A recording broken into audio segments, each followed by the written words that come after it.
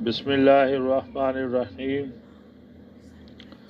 جہاں سورہ فاتحہ کو قرآن کریم میں بہت سی خصوصیات حاصل ہیں، وہاں اس سورت کو یہ خصوصیت بھی حاصل ہے کہ یہ شفا دینے والی ہے، اور اس کو سورہ شافیہ بھی کہتے ہیں۔ حقیقتاً تو شفا دینے والی ذات اللہ رب العزت کی ہے، مگر اس میں اللہ تعالیٰ نے برکت رکھی ہے، جس کی وجہ سے روحانی اور جسمانی بیماریوں سے شفا ملتی ہے۔ بخاری شریف صفحہ نمبر 304 میں روایت آتی ہے کہ حضرت صلی اللہ علیہ وسلم نے ایک محاذ پر صحابہ کرام رضی اللہ تعالیٰ عنہ اجمعین کی ایک جماعت کو روانہ فرمایا۔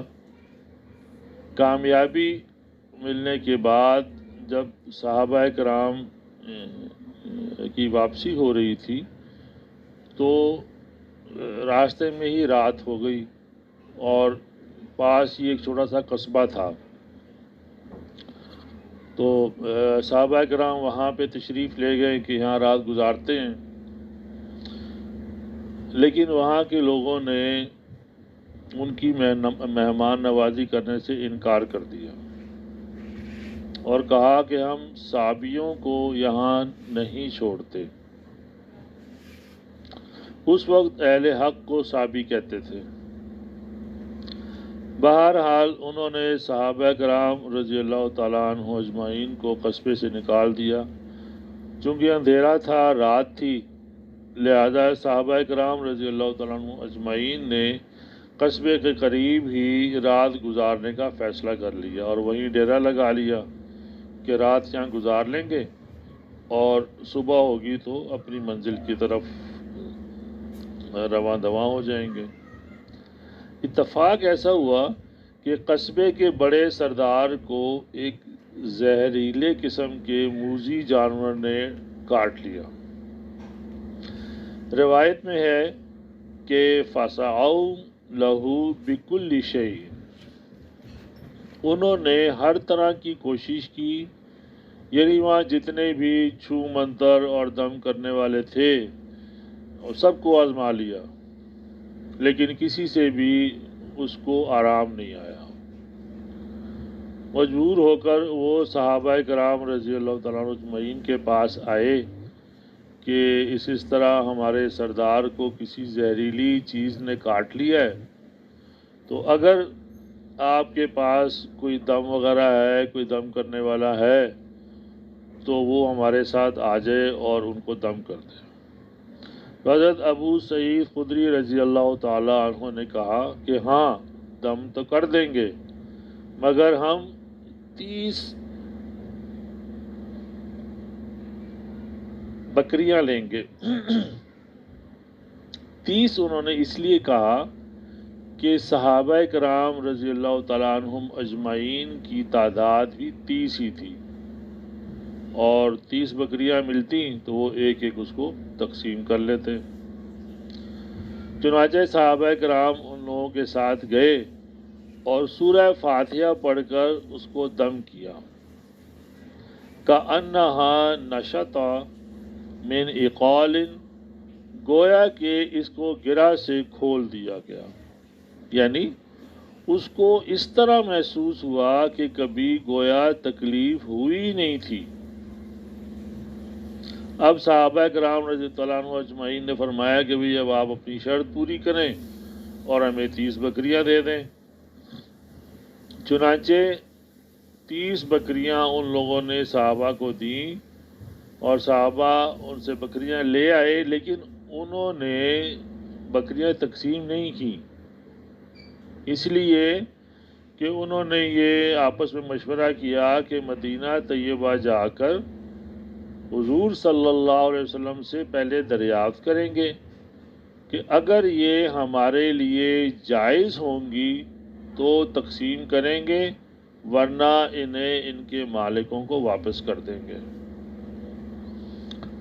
مدینہ طیبہ پہنچ کر حضور صلی اللہ علیہ وسلم سے صحابہ نے دریافت کیا تو آپ صلی اللہ علیہ وسلم نے فرمایا اِنَّ أَحَقَّ مَا أَخَذْتُمْ عَلَيْهِ أَجْرًا کتاب اللہ، بے شک جن چیزوں پر تم اجرت لیتے ہو ان میں اللہ تعالیٰ کی کتاب زیادہ حق رکھتی ہے کہ تم اس پر اجرت لو، اور فرمایا کہ اس مزدوری سے میرا بھی حصہ نکالو۔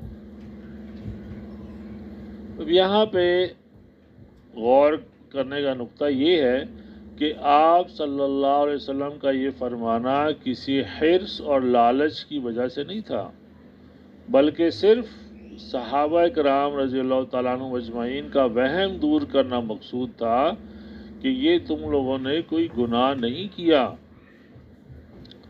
اگر اس میں کسی قسم کا شبہ ہوتا تو حضور صلی اللہ علیہ وسلم یہ نہ فرماتے کہ مجھے بھی حصہ دو۔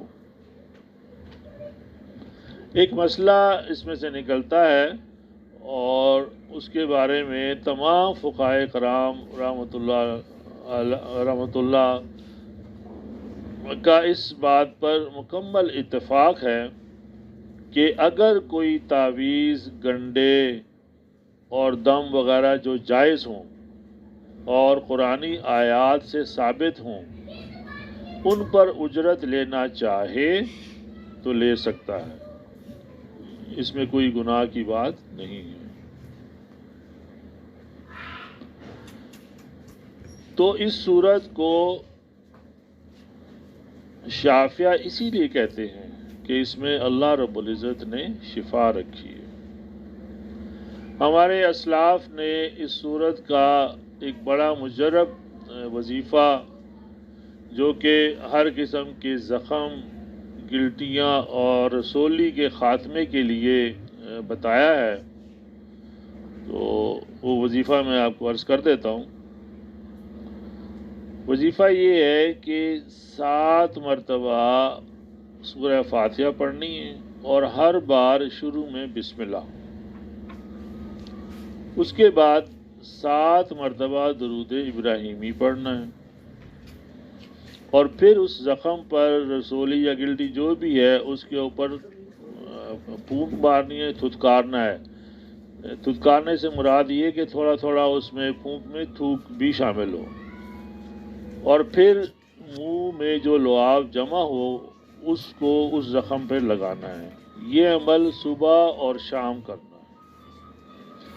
انشاءاللہ تعالی ثم انشاءاللہ ہر قسم کا ناسور بھی اس وظیفے سے ٹھیک ہو جائے گا۔ اللہ رب العزت تمام بیماروں کو شفائے کاملہ عاجلہ مستمرہ عطا فرمائے۔